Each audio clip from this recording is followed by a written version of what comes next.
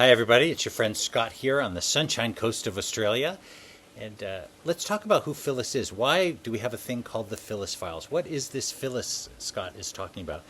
Well, I think the essential for me, the essential part of my spiritual journey has been acknowledging that I'm never going to be the best little boy in the world, that I'm never going to be rendered white as snow, that in terms of duality, that I am light and dark. I've got a shadow self. I've got dark thoughts. I can be uncharitable and unkind in my mind. And as I've been practicing this for the last 30 years, I've decided to create a character in my head for that negativity, that deprivation mentality that says there's not enough and I'm not enough and you're certainly not enough.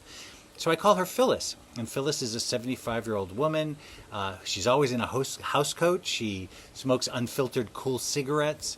Her hair's in curlers. And she is always unimpressed with anything that's going on in the world. So Phyllis Files, the pun of that is, if you're an Anglophile, as an example, you like the English. Well, I've had to learn to love and have compassion for my shadow self, my darker side. And so I am creating a loving relationship with that voice that doesn't like much in the world. And it's my first thought a lot of the time. So the spiritual journey is to not listen to that first thought, which is Phyllis, which says, I don't like it very much and I don't like you very much. The second thought is always much more charitable and kind. So Phyllis is about acknowledging that there's a little bit of bad in the best of us and a little bit of good in the worst of us. And part of what I see in the spiritual community so often is there's so much spiritual bypassing where people start to get gifts and practice as Reiki healers or whatever you're doing, but they refuse to acknowledge that there's stuff underneath. There's a cauldron in your solar plexus, in your sacral center, that's filled with toxic green oo, and we need to acknowledge it, and we need to find ways to get that junk out if we're really going to live a truly meaningful spiritual life. So come along with me.